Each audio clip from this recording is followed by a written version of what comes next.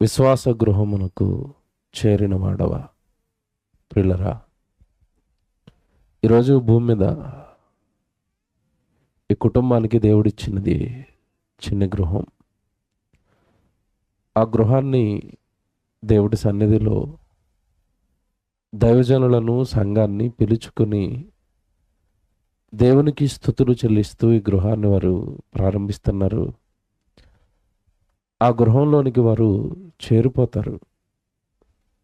ప్రారంభం అయిన తర్వాత రేపో ఎల్లుండో లేదంటే కొన్ని రోజుల తర్వాత ఆ గృహంలోనికి వారు చేరిపోతారు. ఎవరు కట్టుకున్న గృహంలో వారు ఉంటారు. భూమి మీద ఉన్న మనుషులు సాక్షాత్తు పరలోకంలో ఉన్న కన్న తండ్రి పిల్లలు. మన గృహంలో మన పిల్లలు ఉండాలి అని మనం ఎలాగైతే కోరుకుంటామో, పరలోకంలో ఉన్న కన్నతండ్రి కూడా తాను భూమి మీద కట్టిన తన గృహంలో తన పిల్లలు ఉండాలి అని దేవుడు కూడా కోరుకున్నాడు. మళ్ళా చెప్తాను, జాగ్రత్తగా వినండి. మనం కష్టపడి కట్టుకుంటున్న గృహం మనం ఉండాలి, మన పిల్లలు ఉండాలి.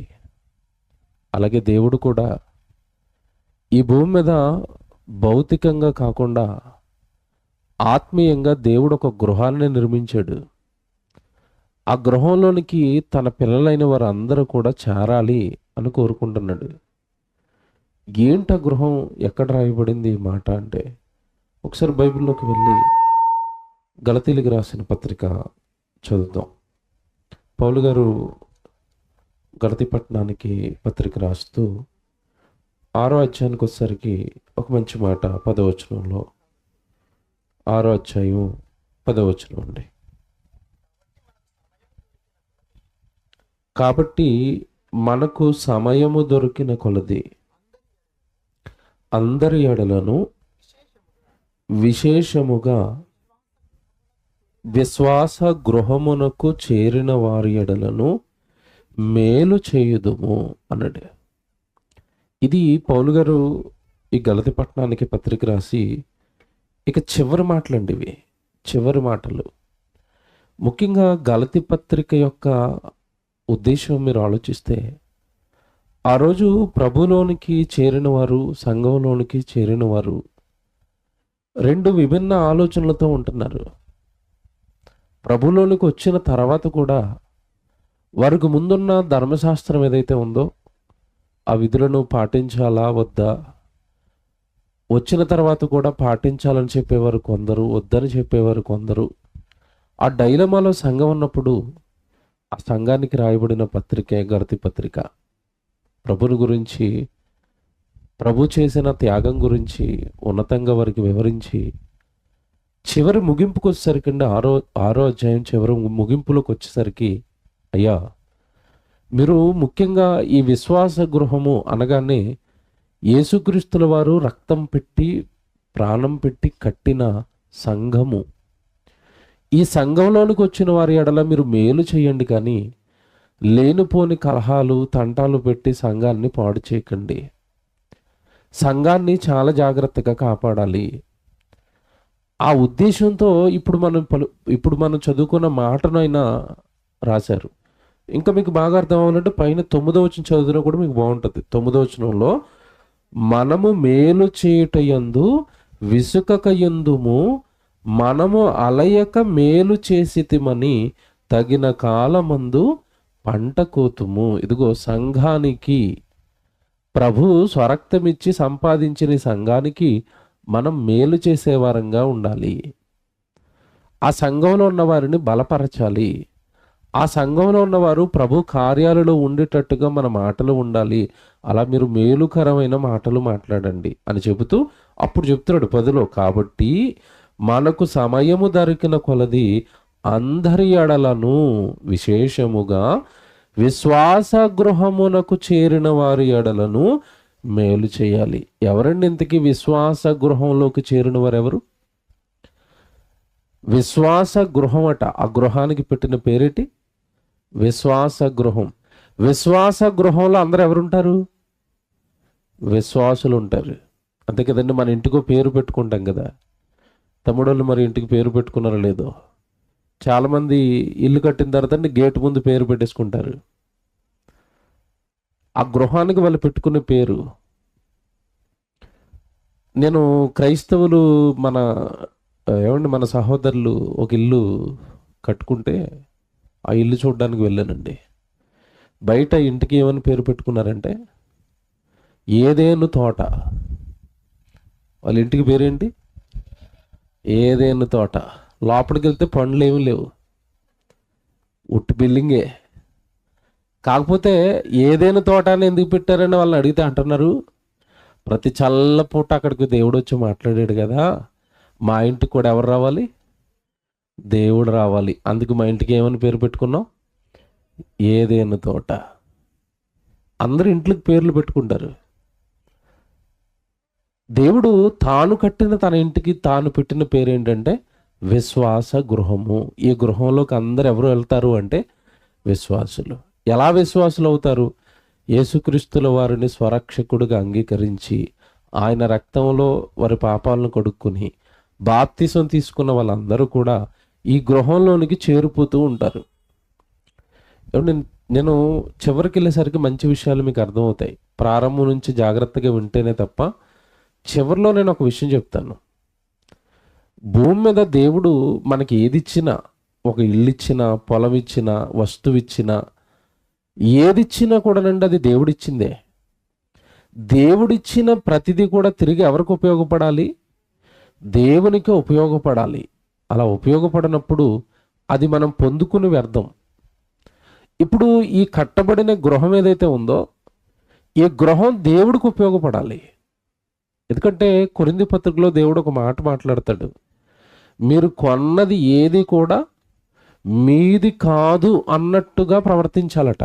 ఒక మాట చూస్తారా? కొరింథీ పత్రికలో 7వ అధ్యాయంలో 29 నుంచి మీరు చదివితే, కొరింథీలకు రాసిన మొదటి పత్రిక 7వ అధ్యాయం 29 నుంచి మీరు చదువుతున్నప్పుడు ఈ భూమి మీద దేవుడు మనకి ఇస్తున్న వస్తువుల గురించి కానీ వాటన్నిటి గురించి మాట్లాడుతూ ఇక్కడ ఒక మాట చెప్తాడు దేవుడు. 7వ అధ్యాయం 29 మీరు చదివితే, సహోదరులారా నేను చెప్పినదేమనగా కాలము సంకుచితమునై ఉన్నది గనుక, కాలము తగ్గిపోతుంది, మన ఆయుష్కాలం అయిపోతుంది, లేదా యేసుక్రీస్తుల వారి రాకడ దినం అనేది దగ్గర పడిపోయింది.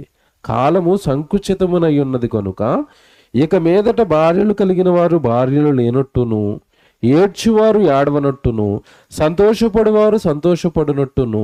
ఇక్కడ తర్వాత మాట చూడండి, అక్కడ కొనువారు తాము కొనినది తమది కానట్టును. ఒక కారు కొన్నారా, ఒక పొలం కొన్నారా, ఒక ఇల్లు కొన్నారా, ఒక స్థలం కొన్నారా, కొన్నది ఎలా ఉండాలట?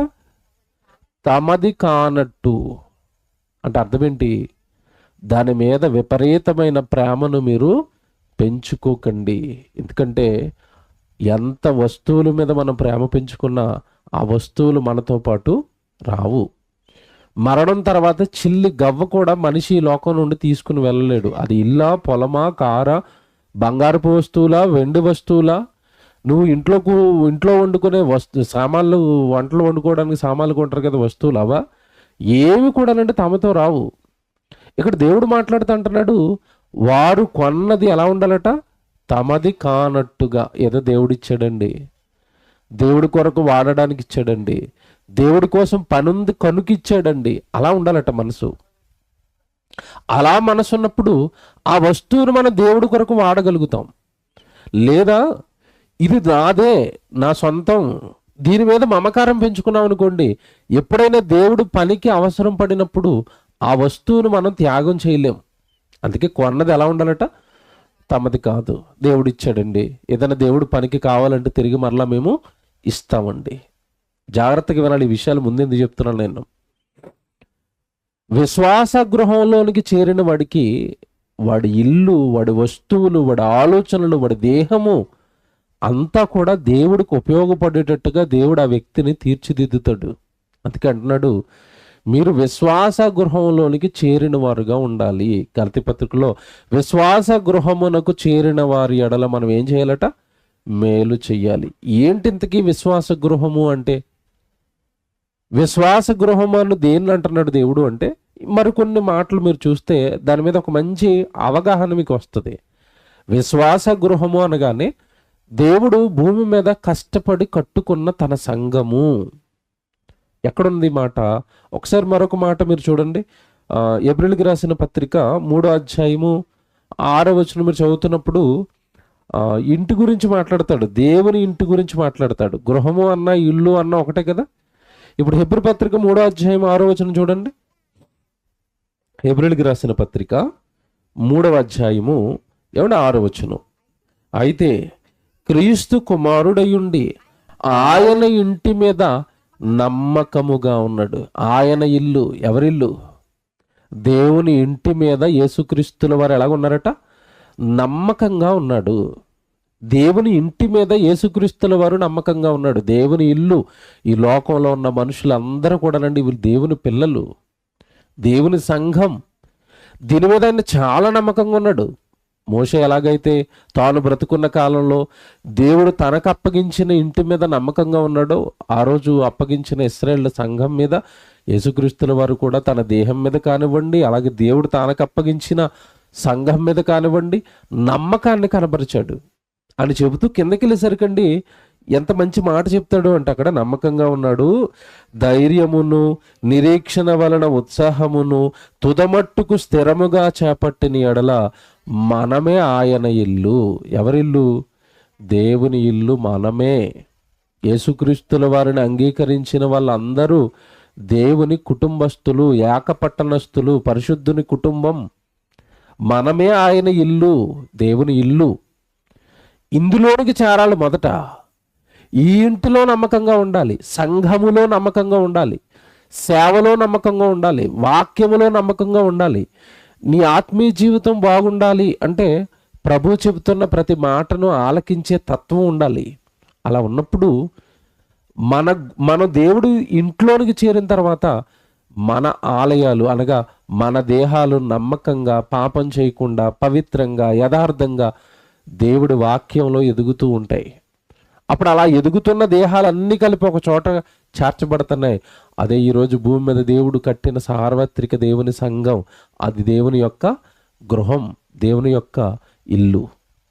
ఏమంటే ఈరోజు మనుషులు చాలా జాగ్రత్తగా వినండి. మనుషులు భూమి మీద 60-70 ఏళ్ళు ఉండడానికి కట్టుకునే ఇంటి కోసం ఎంత కష్టపడతారో మీకు తెలియదు కాదు. ఇల్లు ఊరికనైపోద్దండి.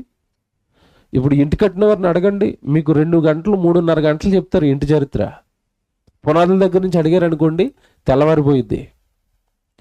అంత కష్టం ఉంటుంది ఇంటిని కట్టడానికి. చివరికి పునాదుల దగ్గర ప్రారంభిస్తే స్లాబ్లు అయ్యి ఏమంటే విండోలు పెట్టి పెయింట్ వేసి ఈరోజు ఇల్లు ఓపెనింగ్ వరకు అడిగారు అంటే వాళ్ళు చాలా చాలా గంటల తరబడి చెప్తాడు వాళ్ళు పడిన కష్టం ఇంటి కోసం. ఏమంటే భూమి మీద ఒక 60-70 ఏళ్ళు ఉండే ఒక చిన్ని ఇంటిని నిర్మించడానికి ఇంత కష్టమైతే, భూమి మీద కొన్ని కోట్ల మంది ప్రజలను తన వైపు నడిపించుకోవడానికి లేదా సంఘాన్ని స్థాపించడానికి యేసుక్రీస్తుల వారు కానివ్వండి, పరిశుద్ధాత్మ దేవుడు కానివ్వండి, తండ్రైన దేవుడు కానివ్వండి, ఎంత కష్టపడి ఉంటాడండి ఈ సంఘాన్ని కట్టడానికి. ఒక్కడిగా యేసుక్రీస్తుల వారు తండ్రైన దేవుడిని ప్రపంచం అంతా మరిచిపోతే 2000 సంవత్సరాల క్రితం ఒక్కడిగా ఈ భూమి మీదకి వచ్చాడు. ఒక్కడే ప్రారంభించాడు ఈ ఉద్యమాన్ని. అయ్యో మనమంతా దేవుని పిల్లలం కదా, భూమి మీద దేవుని పిల్లలందరినీ అపవాది మింగేసి పరలోకానికి వెళ్ళవలసిన తన పిల్లలందరినీ కూడా పాపులుగా మార్చేసి నరహంతకులుగా, వ్యభిచారులుగా, దొంగలుగా మార్చేస్తే ఎవరు దేవుని చెంతకు చేరుతారు అని ఒక్కడిగా ఈ విప్లవాన్ని ప్రారంభించండి. ఇదిగో మనం దేవుని పిల్లలం, పాపం చేయొద్దు, నేరాలు చేయొద్దు అని ఏమన్నా ఆ పాపం చేస్తున్న వాళ్ళని, నేరం చేస్తున్న వాళ్ళ దగ్గరకు వెళ్ళి వాక్యము చెప్పి వాళ్ళందరినీ కూడా దేవుని రాజ్యంగా కట్టడం ప్రారంభించాడు. ఒక్కడిగా ప్రారంభించిన ఈ విప్లవం అండి ఈరోజు భూమి మీద ఉన్న అన్ని దేశాలలోనికి పాకింది.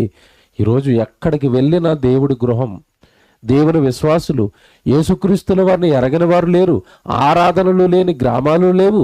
సంఘం అనేది విస్తరించిపోయింది. ఇక్కడ దేవుడు కోరుకుంటున్న కోరికండి, ఆ సంఘములోనూ చేరాలి, ఆ ఇంటిలోనూ ఉండాలి. నేను ఒక మాట చెప్తాను, దేవుని గృహంలో ఉన్నవాడికి నండి బయట ఉన్నవాడికి తేడా ఏమంటే కొట్టొచ్చినట్టుగా కనబడుతుంది. దేవుని గృహంలో ఉన్నవాడు అంటే సంఘములో ఉన్నవాడి ప్రవర్తన వేరు, సంఘములో ఉన్నవాడి మాటలు వేరు, సంఘములో ఉన్నవాడి జీవన విధానం వేరు, సంఘములో ఉన్నవాడి ఆలోచన, వాడి బ్రతుకు, ఇవన్నీ కూడా లోకానికి వేరుగా ఉంటాయి.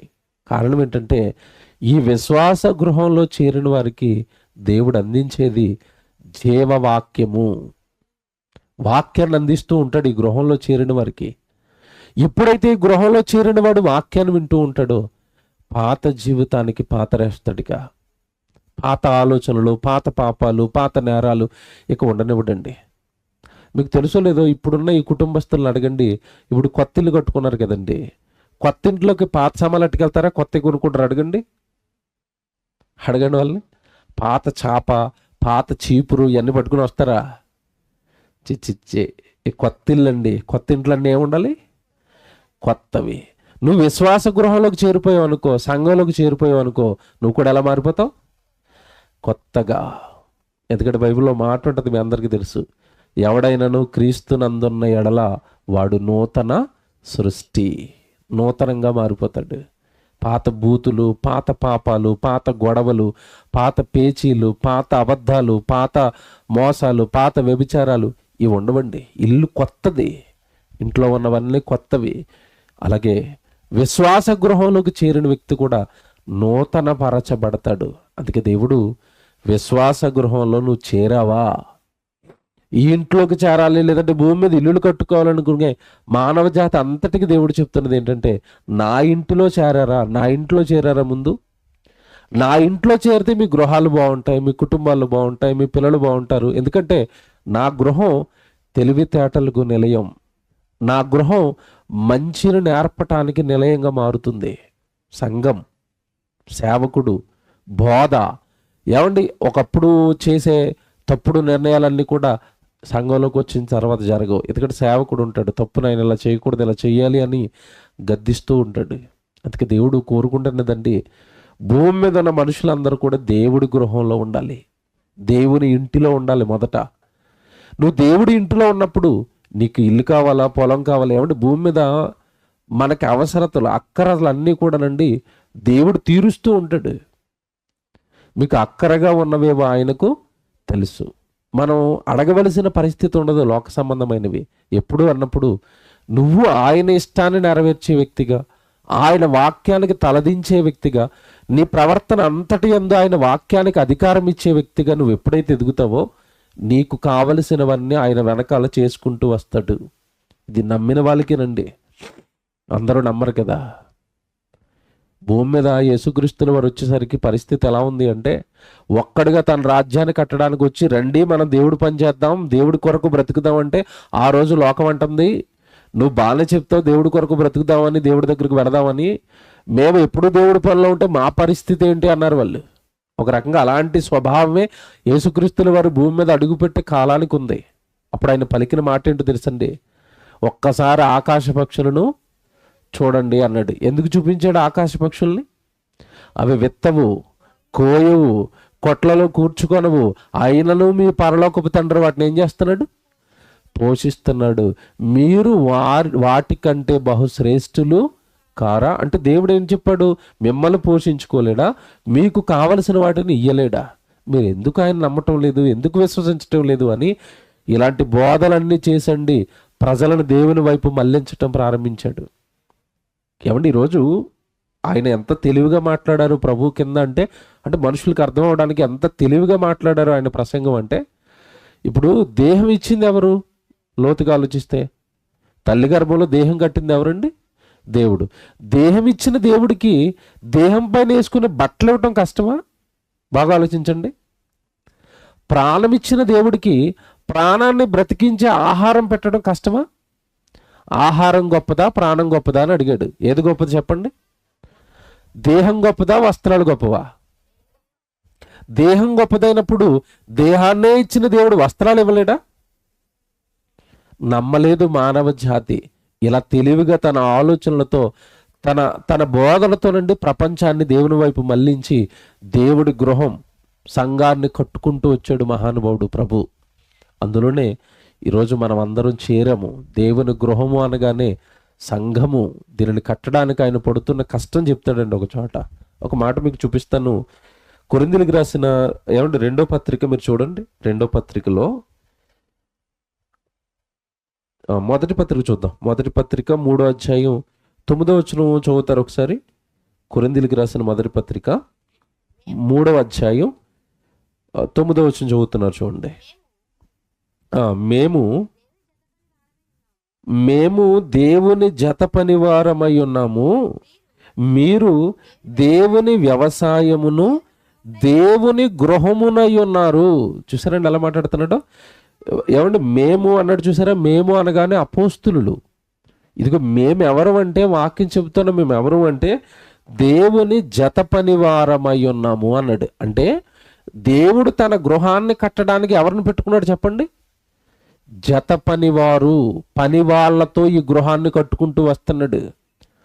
ఈ గృహం కట్టడానికి పనివారు అవసరమా అవసరం లేదా? మీరు బాగా ఆలోచించండి.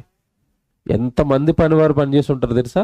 మేస్త్రి పని చేయడానికి ఒకరు, ప్లంబింగ్ పని చేయడానికి ఒకరు, కరెంటు పని, ఎలక్ట్రికల్ పని చేయడానికి ఒకరు, రకరకాల టైల్స్ వేయడానికి ఒకరు, పెయింట్ వేయడానికి ఒకరు, కిటికీలు పెట్టడానికి ఒకరు. ఎంతమంది పనివారు అవసరం అవుతారు ఈ గృహం కట్టడానికి. అలాగే పౌలు గారు అంటున్నారు, మేము దేవునికి జత పనివారం. ఇంతకీ ఏం పని చేస్తున్నారు వీళ్ళు? మేము దేవునికి జత పనివారమై ఉన్నాము, మీరు దేవుని వ్యవసాయం, మీరు దేవుని గృహం. మిమ్మల్ని కట్టడానికి, వ్యవసాయం చేసే రైతు ఎలాగైతే పంటను పండించడానికి కష్టపడతాడో, గృహం కట్టడానికి పనివారు ఎలాగైతే కష్టపడతారో, అలా మేము మీకోసం కష్టపడుతూ దేవునికి ఒక గృహాన్ని కడుతున్నాము. అదే సంఘం. ఈరోజు సేవకులు వాళ్ళ జీవితాలు పనంగా పెట్టి, వాళ్ళ ఆయుష్కాలాన్ని పనంగా పెట్టి, వాళ్ళ కుటుంబాలను పనంగా పెట్టి పిల్లలకి వాక్యం చెప్పాలి, దేవుడు పనిలో ఉంచాలి, సంఘంలో ఆరాధనలో ఉంచాలి, ఎప్పుడూ సేవలో ఉంచాలి పిల్లల్ని అని ఎందుకు తహతలాడుతారు అంటే, అలా ఉండటం వల్ల మీ ఆత్మీయ జీవితానికి మేలుకరం. ఆ సంఘంలో, ఆ సత్క్రియల్లో దేవుడు పనిలో ఉండటం వలన మీకు కలిగే, భూమి మీద కలిగినవన్నీ కూడా దేవుని కొరకు వాడగలిగే ఒక మంచి మనస్సులోనికి మీరు వస్తారు. మళ్ళీ చెప్తున్నాను, భూమి మీద దేవుడు మనకిచ్చేవన్నీ కూడా దేవుడికి మనం వాడాలి అంటే ముందు మనం రావాల్సింది దేవుని గృహంలోనికి వస్తే, దేవుని వాక్యం మనకు అర్థమైతే, ఇస్తున్న ప్రతిదీ దేవుడే ఇస్తున్నాడు. నిజంగా బైబిల్లో మొట్టమొదటి స్త్రీ అండి హవ్వమ్మ. మొట్టమొదటి తల్లి ఆవిడే. భూమి మీద ఒక బిడ్డను కన్నది, కయ్యనును కన్న వెంటనే ఆవిడ పలికిన మాట మీ అందరికీ తెలుసు. ఏమని పలికింది? యెహోవా దయ వలన నేను ఒక కుమారుణ్ణి సంపాదించుకున్నాను. ఎవరి దయ వలనట కుమారుడిని సంపాదించుకుందట? యెహోవా దయ. ఈరోజు భూమి మీద బిడ్డను కంటున్న ఏ తల్లైనా ఈ మాట అంటుందా? మీరు చెప్పండి. ఇప్పుడు బిడ్డని చేతిలో పెట్టుకుని దేవుడి దయ వలన దేవుడు నాకు ఈ బిడ్డనిచ్చాడండి అంటదా? అలా అనే తల్లులు లేరు ఈరోజు. బిడ్డను చూడగానే అలా ఆయన గారి పోలికి వచ్చిందా, ఆవిడ పోలికి వచ్చిందా, వాళ్ళ తమ్ముడు పోలికి వచ్చిందా, వాళ్ళ అమ్మ పోలికి వచ్చిందా, పోలికలు ఎదుక్కోవడం తప్పండి బిడ్డను యెహోవా ఇచ్చాడని ప్రార్థన చేసే వాళ్ళు ఉన్నారా ఈరోజు? అంటే ఒక బిడ్డ పుట్టినా, ఒక వస్తువు కొన్నా, ఒక ఇల్లు వచ్చినా, అవన్నీ కూడా ఎవరి దయ వల్ల మనకు అనుగ్రహించబడతాయి చెప్పండి? దేవుడి దయ. వస్తున్న వస్తువుల విషయంలోనే ఈ నీతి లేనప్పటికీ పిల్లల విషయం వరకు ఉంటుందంటారా మీరు చెప్పండి? ఈ విషయాలన్నీ మనకు అర్థం కావాలి అంటే మనం ఉండవలసింది ఎక్కడో తెలుసా? సంఘములో ఉంటే ఈ విషయాలన్నీ వాక్యం ద్వారా మనకు అర్థమవుతూ ఉంటాయి నెమ్మదిగా. గర్భఫలము యెహోవా ఇచ్చు బహుమానమా, నా గర్భాన్ని పండించింది దేవుడా, మాకు పిల్లల్నిచ్చింది దేవుడా, మాకు ఈ స్థితిని ఇచ్చింది దేవుడా, మాకు తోడుగా ఉంటున్నది దేవుడా, ప్రతి విషయంలోనూ దేవుడికి మేము స్తుతులు చెల్లించాలా, ప్రతి విషయంలో కూడా దేవుడికి మేము లోబడి బ్రతకాలా అని విశ్వాస గృహంలో చేరిన వాళ్ళకి మాత్రమే ఇవి అర్థమవుతూ ఉంటాయి. దేవుడు గృహంలో ఉండాలి, దేవుడు వాక్యంలో ఉండాలి, అప్పుడే ఇవన్నీ నెమ్మదిగా అర్థమవుతూ ఉంటాయి. ఒక మాట నేను బైబిల్లో చూపిస్తాను. ఈరోజండి భూమి మీద చాలామంది గృహాలు కట్టుకుంటున్నారు, చాలామంది ఇల్లులు కట్టుకుంటారు. దేవుడు ఇచ్చాడు అని ప్రార్థన చేసేవాళ్ళు ఎవరు ఉన్నారు? దేవుడు ఇచ్చాడన్నా, లేదంటే దేవుడు వలన ఇది మాకు కలిగింది అన్న ఆలోచన లేకుండా వాళ్ళ ఇష్టానుసారం ఏదో సంబరాలు పెట్టుకుని, పార్టీలు పెట్టుకుని, ఇల్లు ఓపెన్ చేసుకునే వాళ్ళు ఉన్నారు. ఏం జరిగినా కూడానండి, ఒక ఇల్లు కానీ, ఒక వస్తువు కానీ దేవుడు వలన మనకి అనుగ్రహించబడితే ఆ ఇల్లు అనేది ఎలా వాడాలి, ఆ ఇంట్లో ఏం జరగాలి అన్నది కూడా దేవుడు బైబిల్లో రాయించాడు. ఒక మాట మీరు బైబిల్లో పాత నిబంధనకి వెళదాం. ఒకవేళ నీకున్న ఇల్లా నాకున్న ఇల్లా, ఎవరికి ఏ ఇల్లు ఉన్నా, సొంత ఇల్లా అద్దిల్లా, మొత్తం మీద నువ్వు 60-70 ఏళ్ళు ఉండడానికి దేవుడు నీకు ఏది ఇచ్చినా అది దేవుడికి ఉపయోగపడాలి. ఎలాగా? పాత నిబంధనలో నుండి దేవుడు ఒక మాట రాస్తున్నాడు సామెతల గ్రంథంలో. సామెతల గ్రంథం 15వ అధ్యాయము ఒకసారి జాగ్రత్తగా 6వ వచనం చూద్దాం మనం. ఇప్పుడు నీతిమంతులు అనగానే ఎవరు? ఇప్పుడు ఎవరిని నీతిమంతులు అంటారు? ప్రభు రక్తంలో కడగబడినవాడు, సంఘంలోనికి చేర్చబడినవాడు. అంటే నువ్వు విశ్వాస గృహంలోకి చేర్చబడితే, అంటే దేవుని గృహం, దేవుని సంఘంలోనికి కనుక నువ్వు చేర్చబడితే అప్పుడు నువ్వు ఎలా మారిపోతావు? పరిశుద్ధులు, నీతిమంతులు కదండి. సంఘంలోనికి వచ్చి పాపాలు కొడుకున్న వాళ్ళందరూ ఎవరు? పరిశుద్ధులు, నీతిమంతులు. ఇప్పుడు ఆ నీతిమంతునికి గనక ఇల్లుంటే, జాగ్రత్తగా వినాలి, చాలా మందికి ఇల్లులు ఉన్నాయి. ఒకవేళ గృహంలో చేరిన వాడికి, విశ్వాస గృహము, దేవుని సంఘం, దేవుడి వాక్యంలో చేరిన వాడికి గనక ఇల్లుంటే, నీతిమంతుని ఇల్లు అన్నాడు చూడండి అక్కడ. నీతిమంతుని ఇల్లట గొప్పదననిది అన్నాడు, చూసారా? ఇది అండర్లైన్ చేసుకోండి. నీతిమంతుడికి ఉండే ఇల్లట ఎలా మారిపోతుందట? గొప్పదననిది అన్నాడు. ఏమండి, నీతిమంతుని ఇల్లు గొప్పదననిది, నీతిమంతుని ఇల్లు గొప్పదననిది అన్నాడా? కింద తర్వాత మాట చూడండి ఏముందో అక్కడ. తర్వాత మాట, భక్తిహీనునికి కలుగు వచ్చుబడి శ్రమకు కారణం అన్నాడు. అంటే ఇక్కడ మనం జాగ్రత్తగా ఆలోచిస్తానండి, నీతిమంతునికి ఉండే ఇల్లట గొప్పదననిదిగా మారిపోతుందట. బైబిల్ ప్రకారం చాలా జాగ్రత్తగా ఆలోచించాలి. నీతిమంతుని ఇల్లు గొప్పదననిది అనగానే ఇంటి నిండా ధనరాశులు వచ్చేస్తాయనా? వెండి బంగారం ఇవన్నీ నీతిమంతుడి ఇంట్లో ఉంటాయనా? కాదండి. చాలామంది నీతిమంతులు నిలువ నీడలేక వారి జీవితాన్ని గడిపిన వారి జీవితాలు బైబిల్లో మనకు కనబడతాయి. అందులో మన ప్రభు అయిన యేసుక్రీస్తు. ఏముంది చెప్పండి ఆయనకి భూమి మీద? ఏమి లేదు. ప్రారంభ శతాబ్దంలో ఉన్న సంఘం, వాళ్ళకున్న చర స్థిరాస్తులు, ఇల్లులు, పొలాలు అన్నీ అమ్మి అట్టుకెళ్ళి ఎవరు పెట్టారట? అపోస్తలుల పాదాల దగ్గర పెట్టారు. మరి నీతిమంతుని ఇల్లు గొప్ప ధననిధి అంటున్నాడు దేవుడు. ఏంటండి ఆ నిధి? ఏంట ధననిధి? మీరు జాగ్రత్తగా ఆలోచిస్తేనండి, తొలి శతాబ్దంలో ఉన్న వాళ్ళందరూ కూడానండి వాళ్ళ ఇల్లులు దేవుడికి ఇచ్చేటివి కాకుండా చాలామంది ఇల్లులండి సంఘాలుగా మార్చేశారు తొలి శతాబ్దంలో. మీకు తెలుసో లేదో? వాళ్ళ ఇంట్లోనే సంఘాలు నడిపించారు, వాళ్ళ ఇంట్లోనే ప్రార్థనలు నడిపించారు, వాళ్ళ ఇంట్లోనే పరిశుద్ధులకు వాక్యం చెప్పారు. అలా వాక్యం చెప్పిన వారి ఇళ్లల్లో ఒక మంచి కుటుంబం ఉంటుంది. పౌలు గారికి 2వ ప్రయాణంలో దొరికిన ఒక మంచి కుటుంబం అండి, అకుల ప్రిస్కిల్లలు. వాళ్ళ ఇంటిని వాళ్ళు ఎలా మార్చారో తెలుసండి? ఒకసారి నీతిమంతుని ఇల్లు గొప్ప ధననిధి అనగానే, ధనము నిధి అనగానండి లోక సంబంధంగా మీరు ఆలోచించకండి. ఆ నిధేంటో, ఆ గొప్ప ధనమేంటో మీకు తర్వాత చూపిస్తాను. అసలు మొదట ఈ అకుల ప్రిస్కిల్లాలు దేవుళ్ళలోనికి వచ్చిన తర్వాత, దేవుడు వాక్యం అర్థమైన తర్వాత వాళ్ళ ఇంటిని ఎలా మార్చారో రాశాడు దేవుడు.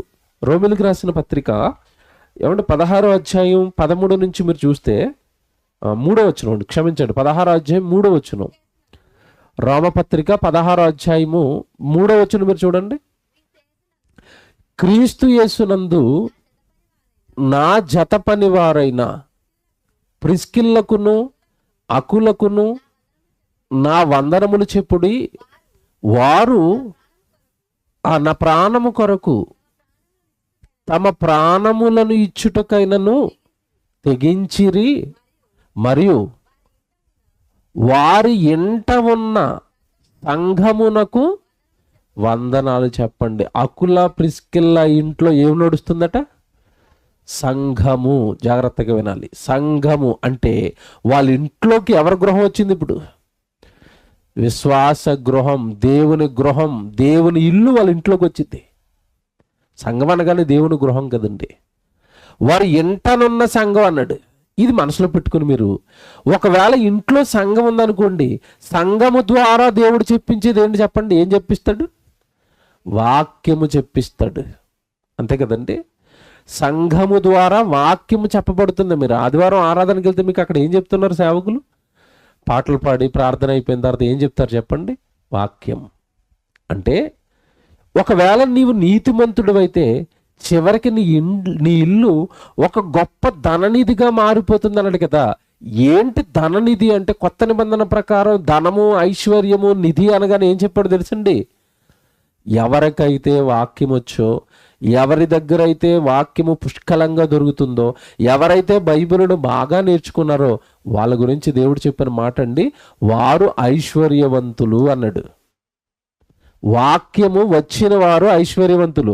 చివరికి నీతిమంతుని ఇల్లు గొప్ప ధననిధిగా మారిపోతుందంటే అర్థం ఏంటంటే, నిజంగానండి మనకి వాక్యం తెలిస్తే, ప్రభు అర్థమైపోతే, నాకు ఇచ్చిన గృహమా, నాకు ఇచ్చిన వస్తువా, నాకు ఇచ్చిన పొలమా, నాకు ఇచ్చిన ఆరోగ్యమా, నాకు ఇచ్చిన దేహమా, సమస్తము కూడా దేవుడి కొరకు వాడబడాలి అని కోరుకునేవాడే నీతిమంతుడు. తనకున్న స్థితి ఏదైనా సరే ఆ స్థితిలో నుండి దేవుడికి మహిమ తెచ్చేవాడేనండి నీతిమంతుడు. నిజంగానండి విశ్వాస గృహంలో చేరిన వాడి ఇల్లు గొప్ప ధననిధిగా మారిపోతుంది. ఎలాగంటేనండి, బాగా వాక్యం తెలిసిన వాళ్ళు ఎవరు కూడానండి వారి ఇంటిని వాళ్ళ సొంత కార్యక్రమాలకు వాడుకోవడానికి పెద్దగా ఇష్టపడరు. అక్కడ ఎక్కువగా ప్రార్థనలు పెడుతూ ఉంటారు. ఎవరైనా దైవజనుడు వస్తే వాళ్ళ ఇంట్లోకి చేర్చుకుంటారు. వాళ్ళ ఇంట్లో సంఘానికి సంబంధించిన ఏదో వంటలు చేయండి మా ఇంటి దగ్గర, మేమంటే మా ఇంటి దగ్గర ప్రార్థనలు పెట్టండి, మా ఇంటి దగ్గర ఏదో పనులు చేయండి, దేవుడికి సంబంధించిన పనులు మా ఇంట్లో జరగాలని కోరుకుంటారు, బాగా వాక్యం అర్థమైపోతే. అలా ఒకవేళ నువ్వు సంఘంలోనికి వస్తే అమ్మ దేవుడు నాకు ఇచ్చాడు కదా అన్న భక్తి నీకుంటే నీ ఇల్లు కూడా చివరికి ఎలా మారిపోతుందంట? నీతిమంతుని ఇల్లు గొప్ప ధననిధి అన్నాడు. అంటే ఆ ఇంటి నుండి వాక్యము వెలువడుతుంది, ఆ ఇంటి నుండి దైవ కార్యక్రమాలు వెలువడతాయి. అలా వెలువడిన ఒక ఇల్లే అకుల ప్రిస్కిల్లా ఇల్లు.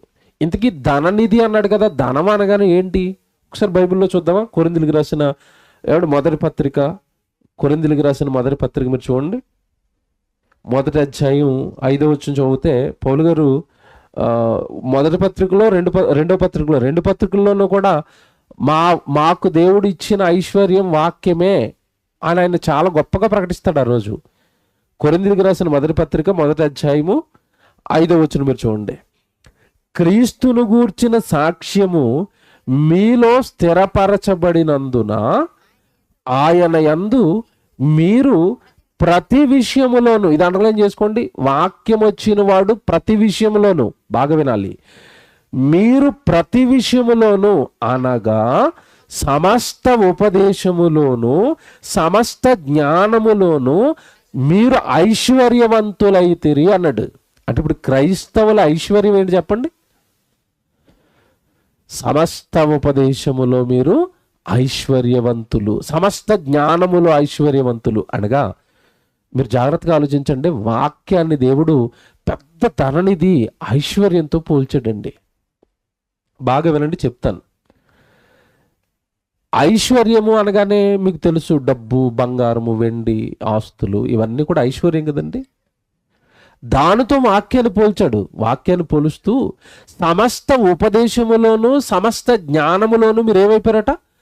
ఐశ్వర్యవంతులు అన్నాడు కదా. ఎవడు లోకానికి మీరు చూడండి, జాగ్రత్తగా ఆలోచించండి. వాక్యము విలువ తెలిస్తేనండి, వాక్యం యొక్క గొప్పతనం తెలిస్తేనే అక్కడ చెప్పబడుతున్న మీరు ఐశ్వర్యవంతులు అన్న మాటను అంగీకరించగలుగుతారు. లేదంటేనండి వాక్యం ఐశ్వర్యం ఏంటండి, వాక్యము గొప్పది ఏంటండి, ఏముందండి, 250 రూపాయలు 300 రూపాయలు పెడితే దొరికే బైబిల్ గురించి దేవుడు గొప్పది అంటున్నాడు, జ్ఞానం అంటున్నాడు, ఐశ్వర్యం అంటున్నాడు. ఏమంటే దాని ముందు ఏమంటే మీకు అర్థం కాదని చెప్తాను. 1 కిలో బంగారం ఒక పక్క పెట్టి, ఒక బైబిల్ ఒక పక్క పెట్టి, ఏది కావాలో తీసుకెళ్ళండి అంటే అందరూ ఏది పట్టుకెళ్తారు చెప్పండి? బంగారం పట్టుకెళ్తారు కదా. జాగ్రత్తగా వినండి. ఈరోజు ఇప్పుడు మీకు అర్థం అవడం చెప్తున్నాను. స్టేజ్ దగ్గర మీకు వాక్యం కావాలా, బంగారం కావాలా అన్నారు అనుకోండి. సపోజ్ అందరూ బంగారం కావాలని పట్టుకెళ్ళిపోయారు, ఇంటి నిండా బంగారం ఉంది. రేపు తెల్లవారుజామున 5 గంటలకి యేసుప్రభు వచ్చాడు అనుకోండి. బాగా ఆలోచించండి. నా దగ్గర బంగారం ఉంది ప్రభు, నన్ను పరలోకానికి తీసుకుంటాడా? తీసుకోడండి. నీలో వాక్యం ఉందా? నీలో సత్క్రియలు ఉన్నాయా? నా కోసం ఏమైనా చేసావా? నా కోసం ఎవరికైనా చెప్పావా? సంఘానికి ఎవరినైనా నడిపించావా? సేవకుడికి ఎప్పుడైనా సహాయం చేసావా? మీ ఇంట్లో ఎప్పుడైనా ప్రార్థనలు పెట్టించావా? దేవుడు కోరుకున్న ధనం ఏంటో తెలుసండి? దేవుడు నీ దగ్గర చూడాలనుకున్న ఐశ్వర్యం ఏంటో తెలుసా? వెండో బంగారమో డబ్బో కదండి.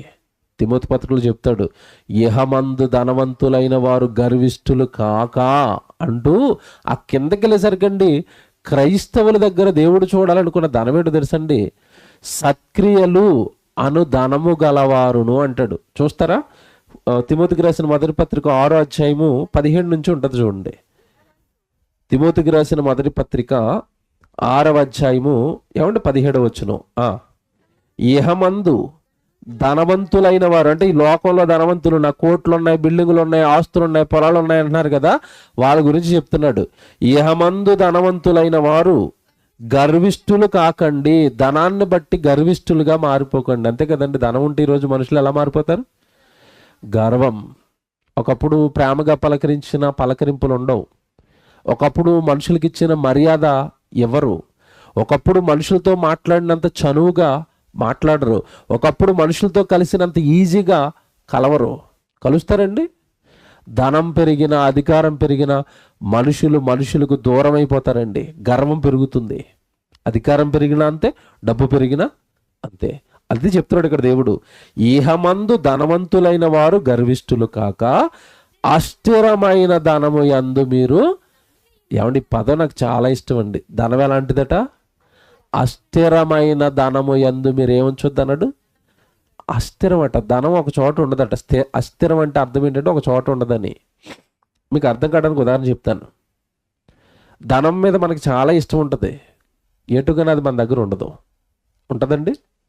1,00,000 రూపాయలు చిట్టి వేసారనుకోండి, ఈ చిట్టి 1వ నెల కట్టారు కదా, 2వ నెల కట్టారు, 3వ నెల కట్టారు, 5వ నెల ఇస్తాను అన్నాడు అనుకోండి, ఈ ముందున్న 5 నెలలు మనసు ఎలాగ ఉంటుంది చెప్పండి? ఒక్క 5 నెలల్లో నా అకౌంట్లోకి ఎంత వస్తుంది?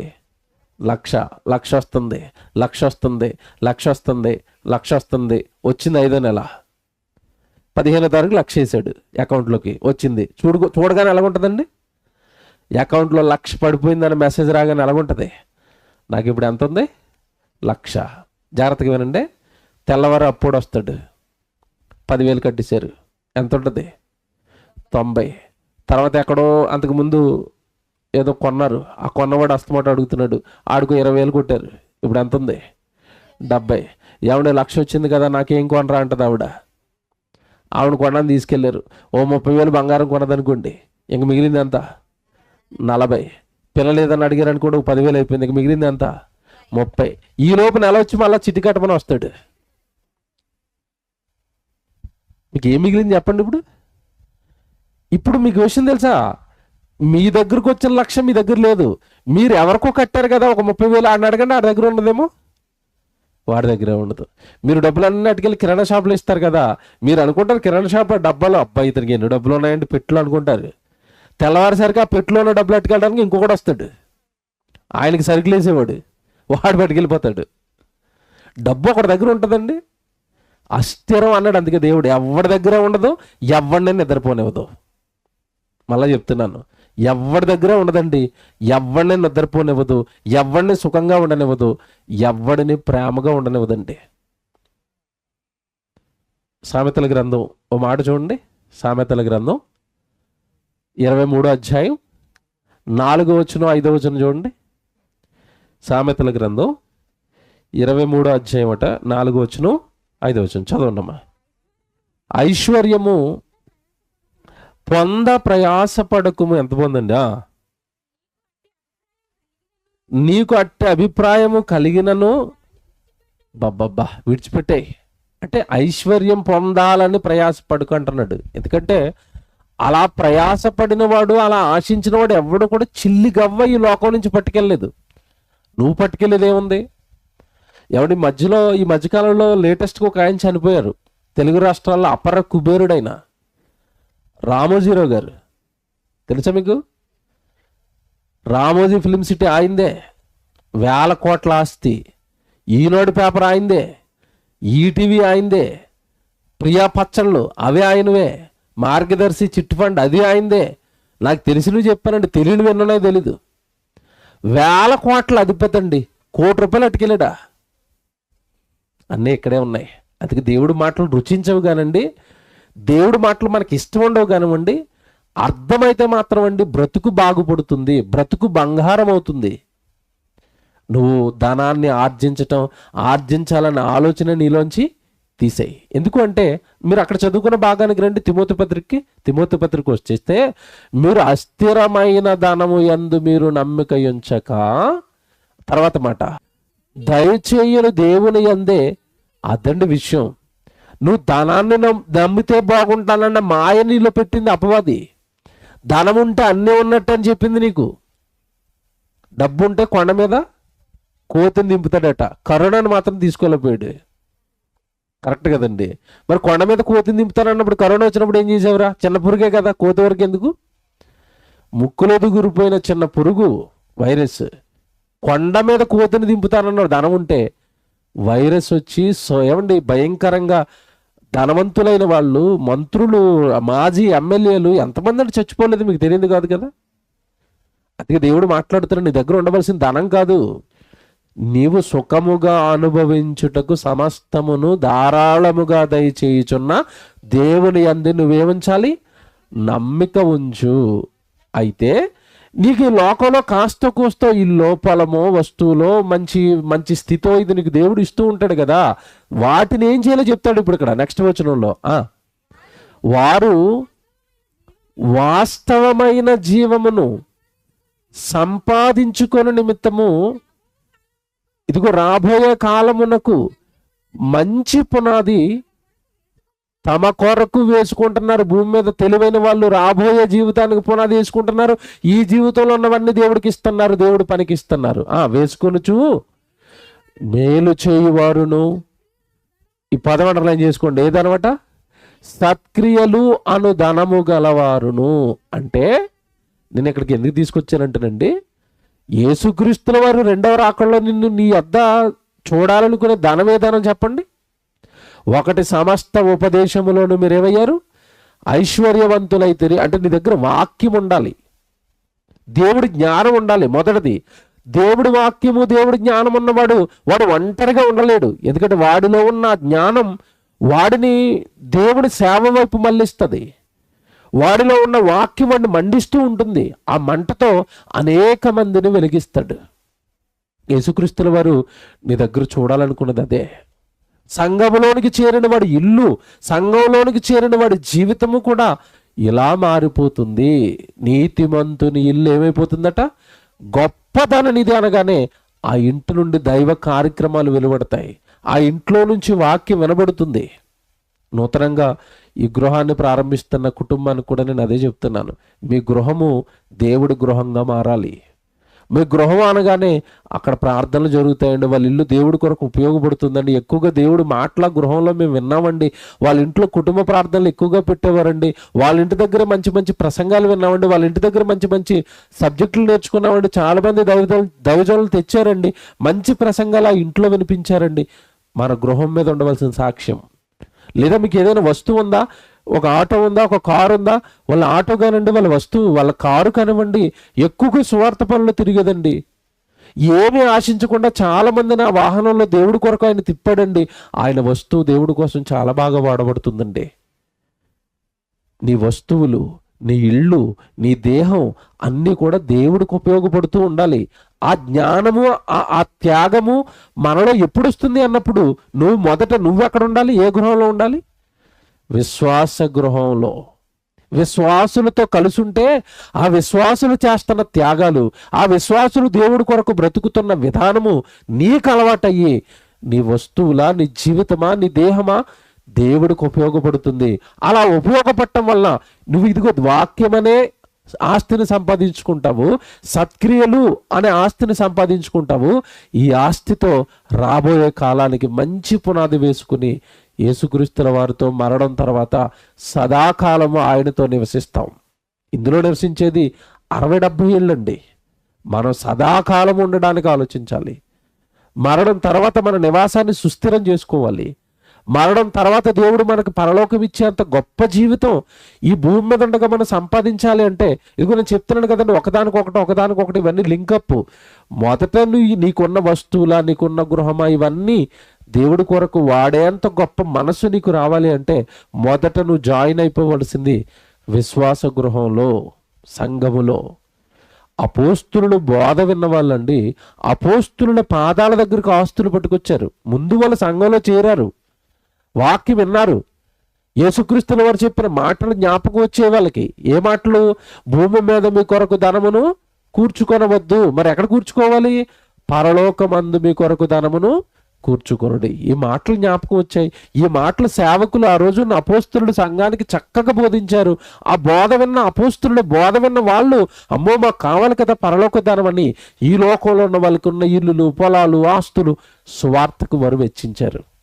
అంటే దేవుడి కొరకు బ్రతకగలిగే ఆ చక్కటి అవకాశం కానివ్వండి, దేవుడి కొరకు త్యాగాలు చేసే ఆ సుగుణాలు కానివ్వండి మనలోనికి రావాలి అంటే మొదట మనం ఉండవలసింది వాక్యంలో, దేవునిలో, సంఘములో, ఆత్మీయతలో మనం బాగున్నప్పుడు అండి మనకున్న దేన్నైనా దేవుడి కొరకు ఇవ్వగలుగుతాం. అబ్రహాం గారి జీవితం గురించి మీరు ఆలోచిస్తానండి. 100 సంవత్సరాలకి పుట్టిన ఏకైక కుమారుడిని దేవుడు అడిగితే ఎవడు తృణప్రాయంగా దేవుడికి ఇచ్చేయడానికి సిద్ధపడ్డాడు. కారణం దేవుడు వాక్యం వింటున్నాడు కనుక, దేవుడితో సహవాసంలో ఉన్నాడు కనుక, దేవుడితో సాగుతున్నాడు కనుక, దేవుడి యొక్క గొప్ప మాటల్లో ఉన్న శక్తిని ఆయన గ్రహించాడు కనుక బిడ్డను కూడా త్యాగం ఇవ్వడానికి ఆ రోజు సిద్ధపడిపోయాడు. ఏ భక్తుడినైనా చూడండి మీరు బైబిల్లో, వారు త్యాగాలు చేశారు అన్నా, వాళ్ళు దేవుడి కొరకు బ్రతికారన్నా ముందు వాళ్ళు దైవ సహవాసంలో ఉన్నారు. కనుక ప్రియులరా, మనము, మన కుటుంబం, మన పిల్లలు ఎవ్వరూ మనం బాగుండాలి అన్నా ముందు మనం ఉండవలసింది సక్రమంగా, సజావుగా సంఘానికి వెళుతూ దైవజనుడు చెబుతున్న వాక్యాలలో ఉన్న సారాన్ని మనం వంట పట్టించుకోగలిగినప్పుడు చక్కగా మన జీవితాలన్నీ కూడా బాగుపడతాయి. ఈ లోకంలో ఉన్నవి ఏవి శాశ్వతం కాదండి. శాశ్వతమైనది ఆత్మ, శాశ్వతమైనది ఆత్మ నివసించే పరలోకం. వీటి గురించి మనం ఎక్కువగా ఆలోచించాలి. ఆ స్థితిలోనికి మనం వెళ్ళాలి అంటే ఈ భూమి మీద దేవుడు మనకు అనుగ్రహించినవన్నీ కూడా దేవుడికి ఇవ్వగలిగిన మంచి మనస్సులోనికి మనం రావాలి.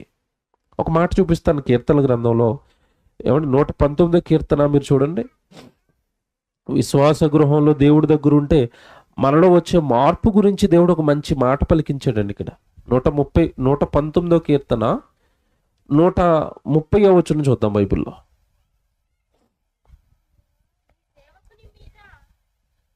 119 కీర్తన ఏమంటే 130 చదువుతున్నారా? నీ వాక్యము వెల్లడి అగుటతోడనే వెలుగు కలుగును, అవి తెలివి లేని వారికి తెలివి కలిగించును. ఏమండి మాట చూసారండి? దేవుడి యొక్క విశ్వాస గృహంలో, సంఘంలో, సన్నిధిలో నువ్వు చేరినప్పుడు అక్కడ దేవుడి వాక్యం అనేది నీకు వినిపించబడుతుంది. అదే ఐశ్వర్యం అన్నాడు కదా ఇందాక. మీరు సమస్త ఉపదేశములోను సమస్త జ్ఞానములోను మీరేమయ్యారు? ఐశ్వర్యవంతులు అన్నారు కదా. ఎందుకంటే ఆ వాక్యపు ఐశ్వర్యాన్ని మేము పొందుకోవాలి. లోకపు ఐశ్వర్యం కంటే ఈ ఐశ్వర్యం దేవ విషయంలో గొప్పది. అంటే దేవుడి వాక్యం పొందుకున్నవాడు ఎలా మారిపోతాడో చెప్తున్నాడు ఇక్కడ. ఎలా మారిపోతాడట? నీ వాక్యము వెల్లడి అగుటతోడనే వెలుగు కలుగును. ఎవడు జాగ్రత్తగా వినాలి ఇది. దేవుడి వాక్యం ఎవరి హృదయంలోనికి వెళుతుందో వాళ్ళ హృదయానికి ఒక వెలుగు వస్తుంది. ఏంటో తెలుసండి వెలుగు? ఆ వెలుగు ఏంటో తెలుసండి? మనిషి ఈ మట్టి లోకంలో ఉండి మట్టి లోకమే జీవితం అనుకుంటున్న మనిషికండి ఎప్పుడైతే దేవుడి వాక్యం అతని హృదయంలోనికి వెళుతుందో అతని హృదయం వెలిగించబడి మరో లోకాన్ని చూస్తాడు. ఏ లోకం?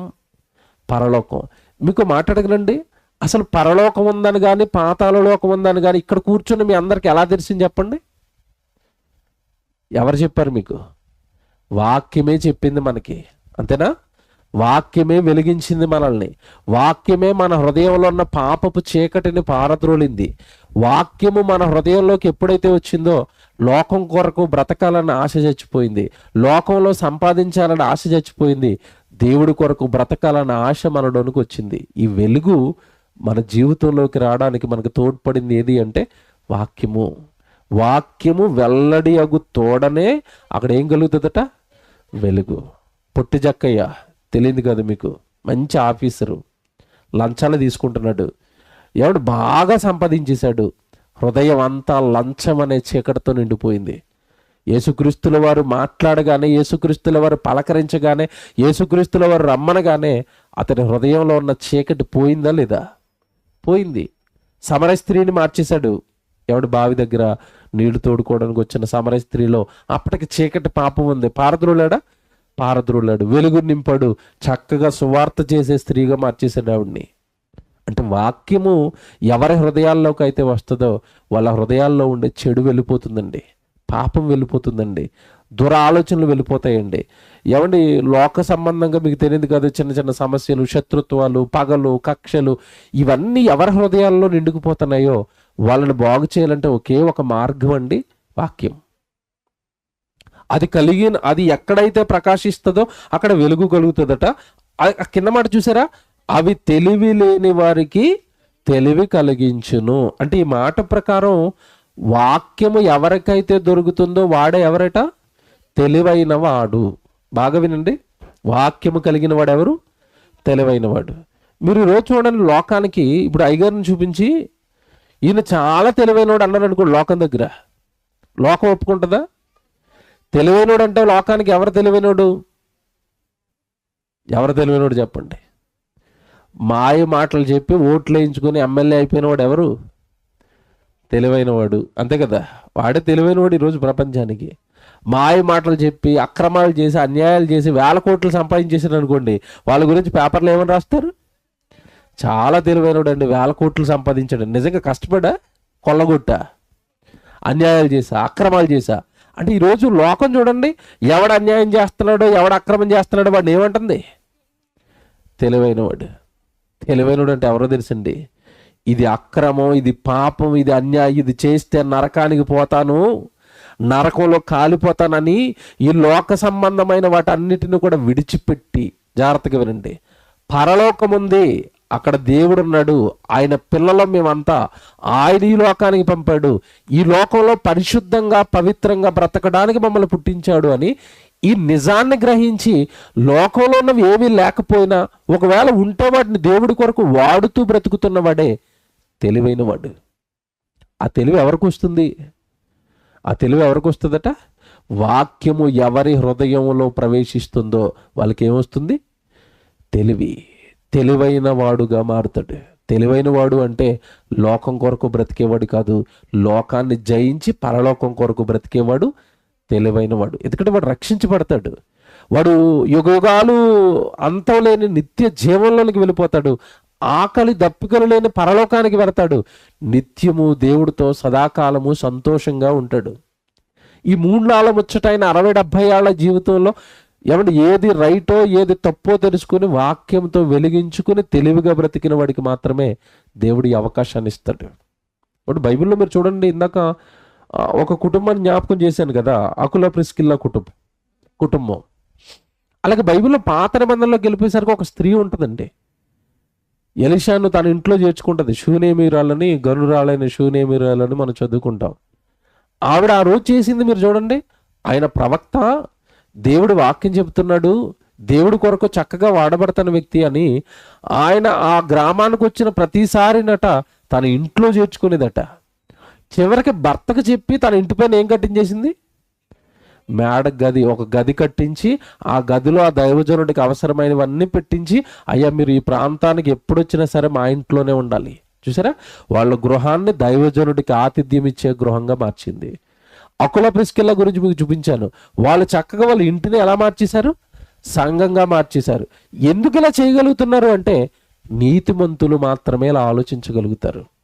అందుకే మొదటండి, ఏ గృహంలోనికి చేరక మునుపు మనం ఏ గృహంలో చేరాలి? విశ్వాస గృహం. దేవుడిలోకి చేరితే విషయాలన్నీ అర్థమవుతాయి. దేవుడిలోనికి వచ్చాం కనుక విషయాలన్నీ అర్థమయ్యాయి. కనుక ప్రియులరా, విశ్వాస గృహమునకు చేరిన వాడవా, ఇక్కడ చేరు, నీకు కావలసినవన్నీ ఇస్తాడు. నీకు ఇచ్చినవన్నీ కూడా దేవుడి కొరకు ఇవ్వగలిగే మనస్సు తిరిగి నీకు రావాలి అంటే ఇక్కడ వాక్యము వింటూ ఉండాలి. కనుక విశ్వాస గృహంలో చేరిన వాడు మాత్రమే నీతిగా, న్యాయంగా, యథార్థంగా పరలోకంలో ఉన్న కన్నతండ్రి ఆలోచనలను నెరవేర్చగలుగుతాడు. కనుక ఈరోజు సహోదరులంగా మరి వారికి ఇచ్చిన ఈ చక్కటి గృహాన్ని బట్టి సంతోషిస్తూ దేవుడికి కృతజ్ఞతలు చెబుతూ వారి గృహంలో చక్కగా నివసిస్తూ ఈ గృహాన్ని దేవుడి కొరకు వాడబడేటట్టుగా చక్కగా కుటుంబం దీవించబడాలి అని, గృహం ద్వారా ఎన్నో దైవ కార్యక్రమాలు జరగాలి అని ప్రార్థించేద్దాం.